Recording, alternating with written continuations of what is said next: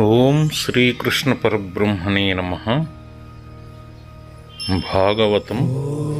ఓం శుక్లాంబరధరం విష్ణుం శశివర్ణం చతుర్భుజం ప్రసన్నవదనం ధ్యాయే సర్వవిఘ్నోపశాంతయే. ఓం అగజానన పద్మార్కం గజానన మహర్నిశం అనేకదంతం భక్తానాం ఏకదంతం పాస్మహే. పృథు చక్రవర్తి సభాసదులకు సద్ధర్మములా నుపదేశించి బ్రాహ్మణ ప్రశంస చేయుట. అట్లెరింగించి వెండియు నిట్లనియే. ఈ విధంబున అశేష గుణ విజృంభితంబును నిర్దోషంబును సత్పురుష సత్కృతంబును అగు పృథు చక్రవర్తి యశంబును ప్రకటంబుగాంజేయంజాలు మైత్రేయుని చూసి మహాభాగవతుండైన ఎదురుండిట్లనియే. అలా చెప్పి ఇంకా ఇలా అన్నాడు. ఇలా విశేష గుణ సంపద కలిగి దోషరహితమై సత్పురుషులచే సమ్మానింపబడిన పృథు చక్రవర్తి కీర్తిని తెలియజెప్పే మైత్రేయునితో భాగవతుండైన విదురుండిలా అన్నాడు. మునినాథ విను పృథుపాల చంద్రుండు శొభగొప్ప మీదిని సురుల చేత రాజ్యాభిషేక సంపూజ్యుండై దేవతా గణము చే లబ్ధార్హ గునుండు నగుచు వైష్ణవ తేజంబువలనొప్పదరించి అర్తినే ఏ కర్మ మాచరించే నది నాకు ఎరింగింపు మనగాత్మ భూమి ఏ రూఢి గవాకృతి రూఢ ఎవని విక్రమోద్దీప్తయ్యొప్పి వెలయునట్టి కర్మమున నిపుడు రాజన్యగణము బ్రతుకు అట్టి పృథుకీర్తి ధరలోన నతి వివేకి దవిలి ఎవ్వండు వినకుండు ధన్యచరిత.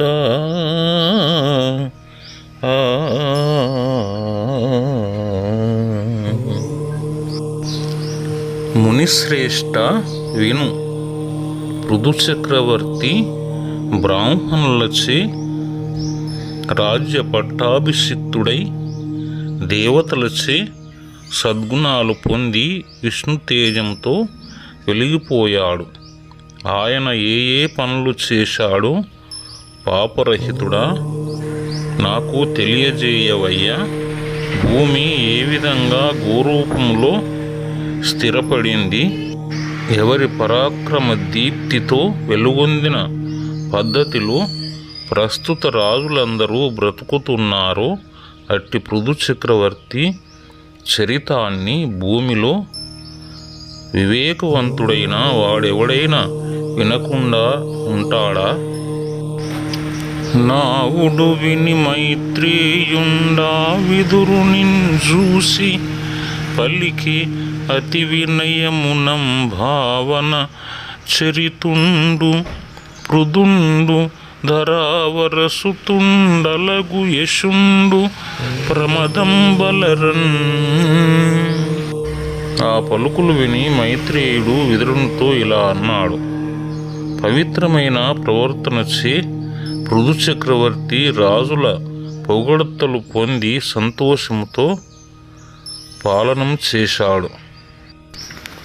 రంగదుత్తుంగ తరంగ గంగాయమునా మధ్యమందు నున్నతి వహించి కైకొని ప్రారాబ్ధ కర్మక్షయార్థమై అఖిల పుణ్యంబులననుభవించుచును సర్వదేశంబులను తనయాజ్ఞ యప్రతిహత సత్ప్రతాపమునంజల్లంబూని సప్తద్వీపములకుండానొక్కండ వైష్ణవ భూసురావలికి దక్కుంగల్గిన ప్రజకెల్ల దండధరునిం బోలి వర్తించుచును కొంతకాలం మరుగం దవిలి యుకనాడు దీర్ఘసత్రంబుసీయ అర్తింగై కొని దీక్షితుండయ్యే నందు.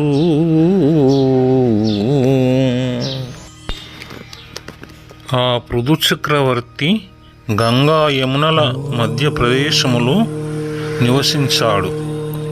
ప్రారాబ్ధ కర్మ ఫలాలు వ్యయం కావాలని సర్వపుణ్యాలను తాను అనుభవించాడు. అన్ని దేశాలలో తన ఆజ్ఞకెదురు లేకుండా చేశాడు. సప్త ద్వీపాలలో ఏకఛత్రాధిపత్యం వహించాడు. విష్ణు భక్తులైన బ్రాహ్మణులకు తప్ప మిగిలిన వారి విషయంలో యముని వలె చండశాసనుడయ్యాడు. అలా కొంతకాలం పరిపాలించి దీర్ఘసత్రమనే యజ్ఞం చేయడానికి దీక్ష వహించాడు. రాజఋషి, దేవఋషి, పితృ బ్రహ్మ ఋషులు జనవరుని చేత విహిత పూజనములొంది సమధికైశ్వర్య గతినున్న సమయమునను శిరశుభాకారుండా రాజశేఖరుండు.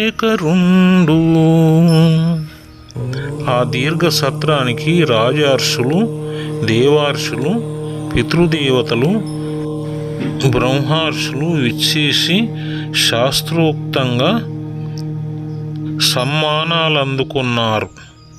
అప్పుడు శుభ లక్షణాలు గల ఆ పృథు చక్రవర్తి ఉన్నతోన్నతుండు సముత్తుంగ భుజుండు సన్మహానీయతర శోభ మానముకుండు చారు సంపుల్ల కంజారు నేక్షనుండు సునాసాపుటుండు మందస్మితుండు వక్ర సూక్ష్మ స్నిగ్ధ వర్ణీలకేశుండు కమనీయ రుచి కంబు కందరుండు సుభగ విశాల వక్షుండును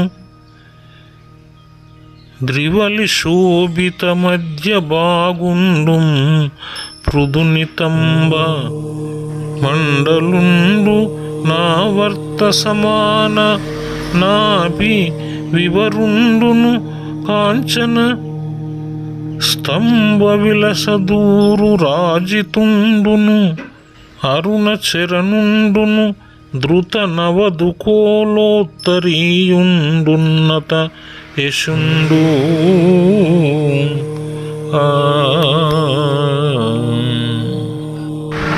పృథు చక్రవర్తి మహోన్నతుడు, ఎత్తైన భుజాలు గలవాడు, వికసించే ముఖ శోభ గలవాడు, వికసించిన ఎర్ర తామరల వంటి కన్నులు గలవాడు, అందమైన ముక్కుపుటాలు కలవాడు, చిరునవ్వులు చిందించేవాడు, అందాల కురులు కలిగి శంఖము వంటి కంఠము కలిగి వెడల్పైన వక్షస్థలము కలిగిన వాడు, 3 ముడతలు పడ్డ నడుము భాగంతో విశాలమైన పిరుదు భాగంతో సుడిగుండం వలె నాభి వివరం ప్రకాశించగా బంగారు స్తంభాల వంటి తొడలతో ఎర్రని పాదాలు కలిగి క్రొత్త పట్టు వలువను ఉత్తరీయంగా ధరించి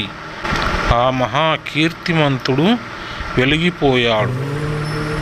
మరియు నియమ నిమిత్తంబునం పరిత్యక్త భూషణుండగుటం చేసి వ్యక్తాశేష గాత్ర శ్రీకుండును కృష్ణాజినధరుండును శ్రీమంతుండును గుషహస్తుండును ఘృతోచితుండును శిశిర స్నిగ్ధ తారాక్షుండును అయిన పృథుచక్రవర్తి సభామధ్యంబునం తారాగణ మధ్య విభాసితుండును సకల జనాహ్లాద కరుండును అగు సుధాకరునుంబోలే వెలుంగుచు లేచి నిలుచుండి సదస్య సంతోషదాయకంబులును చిత్రపద విరాజితంబులును ప్రసన్నంబులును పరిశుద్ధంబులును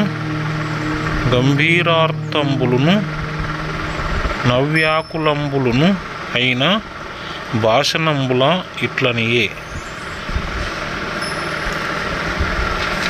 మరియు వ్రతదీక్ష చేపట్టినందున ఆభరణాలు వదిలివేసినప్పటికీ శరీర సౌందర్యముతో ప్రకాశిస్తూ జింక చర్మం ధరించి లక్ష్మి శోభతో చేత దర్భలు పట్టుకొని ఉచిత కర్మలు చేస్తూ సుందరమైన చూపులు గల ఋతు చక్రవర్తి నక్షత్ర మధ్యములో చంద్రుని వలె సకల జనులకు ఆహ్లాదము కలిగిస్తూ సభామధ్యములో లేచి నిలబడి సభ్యులకు ఆనందము కలిగించేలా చక్కని మాటలతో ప్రసన్నంగా పరిశుభ్రంగా గంభీరంగా మాట్లాడుతూ ఇలా అన్నాడు. వినుండి సభ్యులు ధర్మము అనయము నిరుంగంగోరునట్టి జనుండు దాందన తలంపునంగల యర్థమున్ జను నెరింగింపంగ ధీర సత్పురుషులకు. ఓ సభ్యులారా వినండి, ధర్మాన్ని ఎల్లప్పుడూ తెలుసుకోగోరిన మనుష్యుడు తన మనస్సులో ఉండే భావాన్ని ధీరులు సజ్జనులు అయిన వారికి తెలియజేయవలసిన అవసరం ఉంది. ఏను నీలోక వితానంబు నెల్లను శాసించి భూప్రజా సంతతులను దత్తద్విహిత వృత్తి దానంబులను చేసి రక్షింప వివిధ మర్యాదందప్పి పోకుండ నిలుపుటకై కమలజుచే నియోగింపంబడితి నిట్లునరియుండ అట్టి ప్రజాపాలనాధ్యనుష్ఠాన వశంబునం బ్రాకర్మ సాక్షి ఈశుండెట్టి వానికి సంతుష్టి నొసంగుచుండు అట్టి వానికి నే లోకమన్రు బుధులు కామదుగములు నైన లోకములు నాకు సరవింగలుగు ననుష్ఠాన పరుండనగుట. నేను ఈ లోకాలను శాసిస్తున్నాను, ప్రజలకు ఆయా వృత్తులను కల్పించి దానమిస్తున్నాను, రక్షిస్తున్నాను. ప్రజలు ఆయా పనులలో హద్దులు మీరకుండా విధి విధానాలు స్థిరపరచడానికి బ్రహ్మచే నేను నియోగింపబడ్డాను. ప్రజాపాలన నా కర్మానుష్ఠానం. ఈ విధమైన కర్మానుష్ఠానము వలన కర్మసాక్షి అయిన ఆ పరమేశ్వరుడు ఎలాంటి వానికి సంతోషము కలిగిస్తాడో పండితులు అతనికి ఏ పుణ్యలోకం ప్రాప్తిస్తుందని అంటారో అనుష్ఠానపరుడనైన నాకు కోరికలు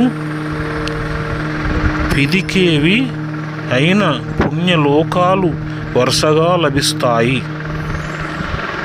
ఇట్లు ప్రజలను ధర్మంబులయందు అనుశాసింపక అర్థ కాముండై వారి వలన అప్పనంబులు గొననేని వారల పాపంబు తనకు ప్రాపింపం తేజోహీనుండై భూవిభుండు సెడుం కావునం ప్రజలు భూపతి హితార్థంబునకు స్వార్థంబునకు అసూయరహితులై వాసుదేవార్పణ బుద్ధిం చేసి ధర్మంబు ఎప్పుడూ ఆచరింపవలయు. నిధియా నన్ను అనుగ్రహించుట యదీనుగాక పితృదేవార్షితుల్యులగు మీరలను ఆమోదించి కర్తయు అనుశాసకుండు ననుజ్ఞాతయు అయిన నాకు పరలోకంబున ఏ ఫలంబు కలుగునట్టి ఫలంబునకు సదృశంబైన కర్మం బాచరింపవలయున్నట్లయిన సంతోషము నొందుదునన్న వారల రాజేంద్రున కిట్లనిరి. ప్రజలను ధర్మంగా పాలించక తన ప్రయోజనాలకై పన్నులు తీసుకుంటే ఆ ప్రభువునకు తన ప్రజల పాపాలు సంక్రమిస్తాయి. కాంతిని కోల్పోయి రాజు నశిస్తాడు. ప్రజలు కూడా తమ హితం కోసం రాజు హితం కోరాలి. అసూయ లేకుండా కృష్ణార్పణంగా ధర్మాచరణ చేయాలి. మీరిలా చేస్తే అదే నన్ను అనుగ్రహించినట్లు. అంతేగాక మీరు పితృదేవతలతో ఋషులతో సమానులు. అలాంటి మీరు సమ్మతితో కర్తను పాలకుడను బ్రహ్మచే అనుమోదించువాడను అయిన నాకు పరలోకంలో ఏ ఫలం కలుగుతుందో అలాంటి ఫలం కలగటానికి తగిన కర్మను ఆచరించండి. ఆ విధంగా చేస్తే నేను సంతోషిస్తాను అని అనగా ఆ సదస్సులు మహారాజుతో ఇలా అన్నారు.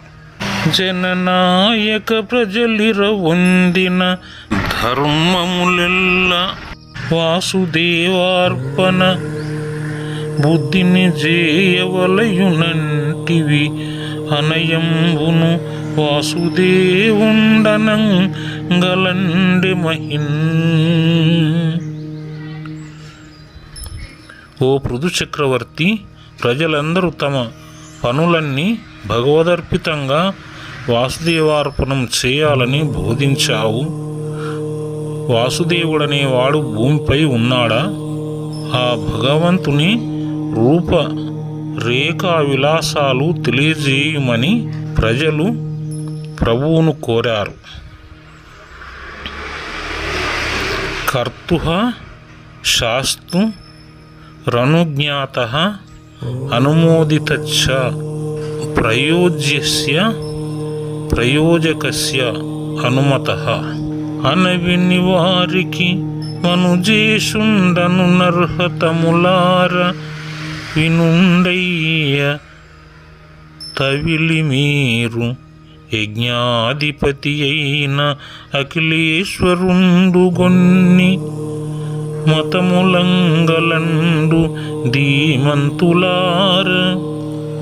అట్లైన మీరలు నందుకు విప్రతిపత్తి గలుగుట నుపపన్న మరయంగాదంటిరేని యాగనునిచే రచితమై కాంతిమంతమగు జగంబు గానం బడుచునున్నది.